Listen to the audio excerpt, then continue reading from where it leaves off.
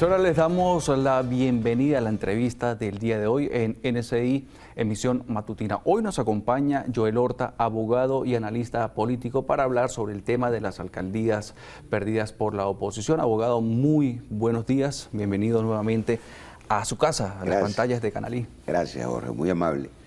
Efectivamente, el gobierno obtuvo de 335 alcaldías, 285. 50 ganó la oposición de 123 que tenía en su poder. De 24 estados, el gobierno obtuvo 23 alcaldías que son las ciudades capitales de esos estados. Tan solo Cojedes conservó y obtuvo un par de alcaldías más que no estaban en manos de la oposición, lo que pues estimula que el gobernador Galíndez se convierte, diría yo, en el único caudillo regional que ha mantenido su autoridad habiendo ganado la gobernación y ahora pues obteniendo todas las alcaldías de ese estado. No hubo ese fenómeno, sino en ese estado la oposición logró obtener algunas alcaldías en el estado Mérida, en el estado Táchira, aun cuando decrecieron en el número de alcaldías que tenían. Lo mismo ocurrió en el área metropolitana, donde pues son los bastiones de la oposición. La alcaldía de Baruta, de Chacao, de Latillo, Lechería, Los Alias. Sin embargo, se perdió Carrizal ante la división de la oposición, quien no ha aprendido la lección, definitivamente, porque lo que ocurrió en el 25 de mayo pasado, donde el gobierno obtuvo 23 de las 24 gobernaciones, obtuvo casi el 90% del Parlamento Nacional, lo mismo con los parlamentos regionales, se repitió en esta oportunidad en las elecciones municipales. Hay algunas organizaciones que mantuvieron lo que tenían, por ejemplo, el caso de la Alianza del Lápiz mantuvo las dos alcaldías que tenía en el estado Aragua. Lamentablemente perdió el concejal que tenía acá en Caracas por la alianza no perfecta que no se pudo conseguir por el tema de los egos y las vanidades que lamentablemente han marcado a la oposición venezolana en todos estos últimos procesos electorales. Joel, a eso voy. Fueron 73 alcaldías las perdidas en comparación con el 2021. Así es. ¿Qué factores influyeron aquí? ¿Qué está haciendo, digamos, por llamarlo de alguna manera, mal la oposición en este caso? Mira, Jorge, la torpeza de insistir en morder el peine que el oficialismo coloca de manera reiterada, que es aquella frase maquiavélica de divide y vencerás. El gobierno siempre ha sido muy hábil en eso. Y el PSV, yo ya no le digo Partido Socialista Unido de Venezuela, sino que le digo Partido Socialista Único de Venezuela. Es un partido, el único partido de masas que queda en Venezuela es el PSV, que tiene una estructura piramidal donde su militancia obedece los lineamientos que su dirigencia indica. Y en la oposición, pues hay un voto silvestre, disperso, que no hace caso a las directrices de sus respectivos partidos, porque efectivamente no son militantes, sencillamente acompañan a estas pequeñas organizaciones políticas que más que tener estructuras, tienen algunos cuadros, Sí. y otros que simplemente son unas tarjetas que postulan candidatos. Entonces, ante esa división fragmentaria, bueno, el gobierno, en los casinos, la casa gana y se ríe, porque además la jefe de campaña de el gobierno es la señora Machado, que insiste en el llamado permanente a la abstención. Entonces, el gobierno tiene dos entrañables amigos. Tiene a la abstención por una parte y a la división de la oposición por otra. Bien, Joel, nosotros vamos a hacer una pausa. Parece, vamos a hacer una pausa. Y en minutos continuaremos más con esta entrevista con Joel Horta, el abogado y analista político, para seguir profundizando en este tema. Ya venimos. En el Sol y nosotros continuamos con la entrevista al abogado y analista político Joel Horta, hablando sobre las alcaldías de la oposición. Hablamos entonces, abogado, sobre esas alcaldías que se perdieron por parte de la oposición, y para continuar con el tema, antes de ir al corte, sobre, digamos, los factores que influyeron en esta pérdida de alcaldías. Insisto que los dos factores fundamentales tienen que ver con la división, donde no se fue de manera unitaria. Efectivamente se perdieron esos espacios porque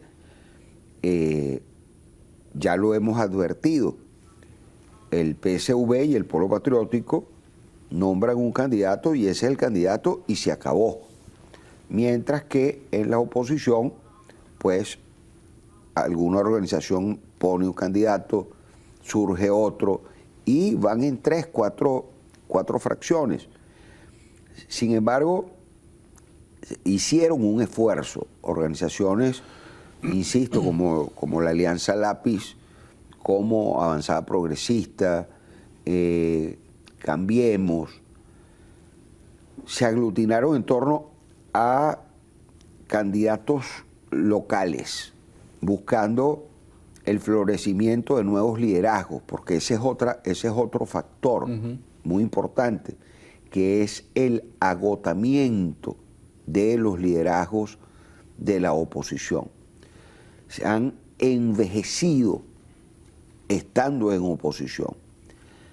Y vemos en el factor oficialista una renovación de cuadros permanentes como referentes, bueno, gobernadores, gobernadoras, alcaldes y alcaldesas. Hombre, abogado, se necesitarían entonces figuras emergentes de parte de la oposición. Definitivamente eso tiene y va a ocurrir, porque en estos próximos 4 años de sequía electoral, donde el gobierno además ya no tendrá excusas porque tiene la mayoría del Poder Ejecutivo en sus manos, aparte, como lo sabemos bien, el Poder Electoral, el Poder Judicial, todo está concentrado en el Poder Central. Una de las cosas que nos tiene que llamar la atención y es solicitar al gobierno justamente que se vaya a un proceso de descentralización. Viene una etapa muy, muy importante para el país, que es la discusión de la reforma constitucional.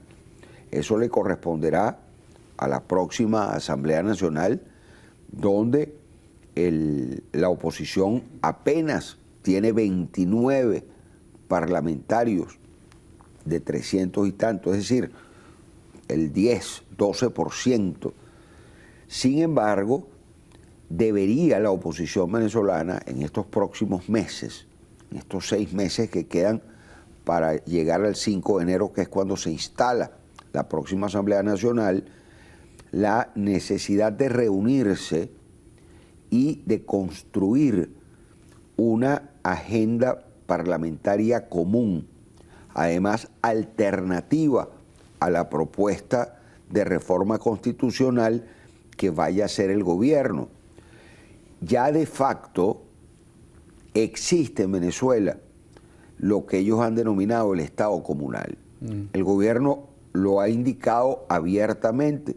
Han dicho que ellos quieren pasar de lo que se conoce en la democracia occidental rusoniana, el Estado burgués, al Estado comunal. Y nosotros, cuando escuchamos al presidente Maduro preguntar a sus gobernadores, en estos días lo escuché en un programa, le decía, gobernador Serrano, ¿cuántos circuitos comunales hay en Miranda? 938, presidente. Bueno, quiere decir que ya esa construcción de el Estado comunal está funcionando. Y uno de los dramas de la oposición es que no ha entendido que eso existe. Entonces, esos espacios están abandonados. Se quedaron en aquella vieja escuela de los comités locales, de los comités de bases, del comité regional, del comité nacional. Desde allá tienen que comenzar una nueva estructura de cara a elecciones. Tienen que reinventarse porque, bueno, ¿qué jefe de calle de la oposición se conoce? ¿No? Todo eso se le entregó al gobierno. Como partido. Un jefe de VC no existe de la oposición. Un jefe de CLAP no existe. Y cada quien anda como por su lado. Y cada quien... Mira, yo en estos días he recibido múltiples denuncias de adultos mayores que no reciben su pensión a tiempo. De la gente que no recibe los bonos, que antes eran varios bonos, ahora lo hicieron el bono único. Y toda esa gente está en lo que se denomina el sistema patria.